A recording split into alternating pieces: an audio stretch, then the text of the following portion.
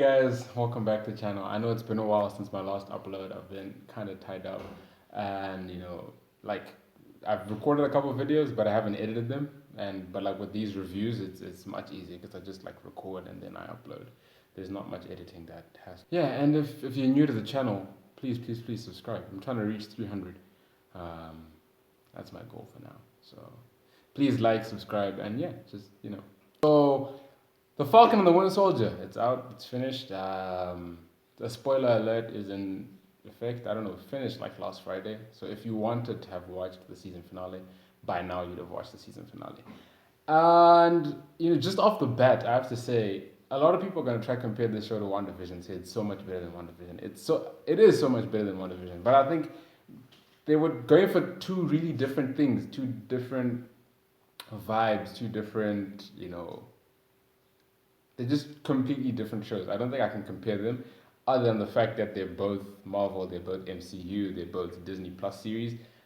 Other than that, there's you can't really compare them. It's like apples and oranges. I know they're both fruits, but like apples and oranges. But anyway, Falcon and the Winter Soldier was brilliant. I think I enjoyed it so much more than I did WandaVision. I know I said don't compare them, but like I think the strongest thing that this show had was its characters. WandaVision characters. I should stop comparing WandaVision. It had really good characters, really strong characters, really well written characters, and I like these more grounded. I think I've been a fan of the Captain America trilogy. It was one of my favorite things in the MCU. It's not big like the other Marvel movies. It's not magic. It's not wizards. It's not aliens. It's not these mad things. It's people. That's why I like Captain America's trilogy. That's why I like the Dark Knight. That's why I like Batman. It's people. So it's not this mystical nonsense. And Falcon and the Winter Soldier gave us lots of that. It was really good in terms of like the characters. They were people. They had their own struggles. You had John Walker. John Walker, I think, was one of the best things about the show. He had probably the most beautiful arc in the entire series. And it reminded me of Erskine back from the first Captain America. Where he's talking to Steve and it's like you're a good man, not a perfect soldier. That's why you're gonna be a good Captain America. And that's why John Walker was a bad Captain America because he was a perfect soldier, not a good man. And it was just really nice to see a character like him, with all his he just had like the weight of the world just slammed on his shoulders. I mean, I don't think it's an easy job to take on the mantle of Captain America, and he did that. He wanted to do it, and he put his all into it. But they pushed him over the edge. They pushed him over the edge when they killed his best friend, and he murdered someone like in broad daylight, and they stripped him of that title. And like the show was kind of doing this thing where they're telling you, look, don't like John because John is the bad guy, quote unquote. But he wasn't. He just had a lot of complexities of his own. He just he snapped. And he reached his breaking point, and rightfully so. I mean, yeah, there was just so much going on in his life, and he had just taken the serum, and it kind of just made him a bit more erratic and irrational. And I like how his arc concludes. There's a bit in the season finale where he has the chance to kill Carly, but he chooses to stop the truck from falling down, and that was just redemptive. That just completed his arc. And then at the end, when he becomes U.S. agent, like just how happy he was to become U.S. agent, to still be relevant, because as Captain America he was so invalidated. Like nobody respected him. He'd walk into like the terrorist place and like, do you know who I am? And they're like, we don't care. And to see him become U.S. agent, to see him become something of his own, that was just really. I like the guy. I understand the guy. Then we had Bucky. Bucky oozes a class. Like Bucky is he's just Bucky, and the whole vibranium arm thing. That's amazing. And just seeing Bucky happy. By the end of the season, like especially in the season finale, he was smiling, he's laughing, he's talking to kids, he's hitting on Sam's sister. Just seeing Bucky happy, that was just something else. Because like Bucky's always been, I'm the Winter Soldier, I'm gonna kill you. have no emotions. And then he's laughing. He was sarcastic. That was like Bucky's arc is another complex one. And in this show, he's trying to redeem himself from being the Winter Soldier. Like, understandably so, being the Winter Soldier, he did a lot of messed up things. He murdered a lot of people. He was like the best assassin in the world. So he's trying to make amends for that, and he befriends this old dude. He killed the son. He's trying to get the courage to tell him that. I think that scene though was a bit downplayed. Like, he goes to tell, like, at the end, he goes to tell the dude, and then it's like it cuts away immediately. Like, we didn't get. There could have been a lot of emotional tension there. Him being set free from the Winter Soldier program back in Wakanda, they did like a flashback where Ayo, and she says the words to him, 17, daybreak, homecoming, in Russian, obviously. And then, the Winter Soldier activation doesn't work on him anymore. And he's free at that, and like he cried, and it was just so amazing. It was good. It was brilliant acting from, Sebastian Stan. And then, like the betrayal on his face again when Ayo and the Dora Milaje came back and they take off his arm, like he didn't see that coming. Of which it makes sense. I think it makes sense. If you are like, just put yourself in maybe like Shuri and like, the other Wakandan shoes. This is the Winter Soldier, the freaking best assassin on the planet. You're giving him this new, vibranium arm. I think his previous arm was vibranium. I'm not sure what his previous arm was. It should have been vibranium. But you're giving him this upgrade, this hella upgrade, this massive, $1 billion piece of technology. And this guy is the Winter Soldier. This guy can just Winter Soldier on all of you, right?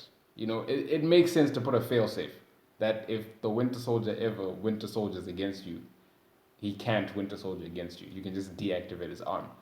That was cool. That was nice. Then there's Sam Wilson. Like, Sam is the heart and soul of the show. It's the Falcon and the Winter Soldier. It's not the Winter Soldier and the Falcon. Just like how it was Wanda Vision, because it's Wanda and Vision. Like, Wanda's the main protagonist. So like, but Falcon was the main protagonist, and there was just so much depth to his story that was culturally and contextually relevant. Can a black man be Captain America? That's pretty much the question that the show tries to ask. And the complexity of this question is portrayed to Sam through the existence of Isaiah Bradley. And, okay, no doubt Sam is Captain America. Sam is my Captain America because he is Captain America. He's got the shield, he wears the thing, he is Captain America. But, he had to take a journey towards becoming Captain America, because of the complexity around, first of all, the mantle of Captain America. Like, the big question is, who's going to succeed Steve? And, the US government thinks it has to be another soldier and a white guy who's blonde. So they give John Walker, but, Captain America himself gave it to Sam. Sam gave it back to the government. It's just this whole complex story. Just watch the show. And, Isaiah Bradley, I mean, if anyone in the show is Captain America, it's Isaiah Bradley.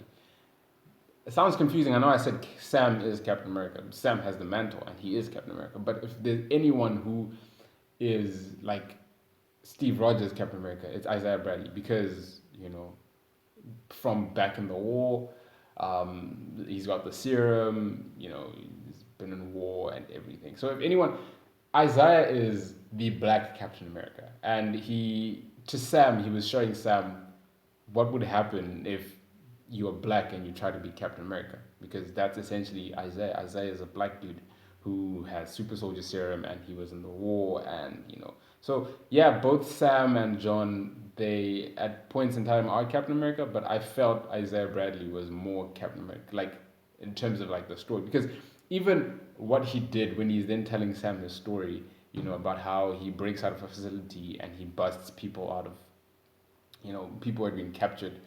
That's basically what Steve Rogers did in the first Avenger. That's what made Steve Rogers Captain America. The fact that, he was this super soldier dude who just could, like,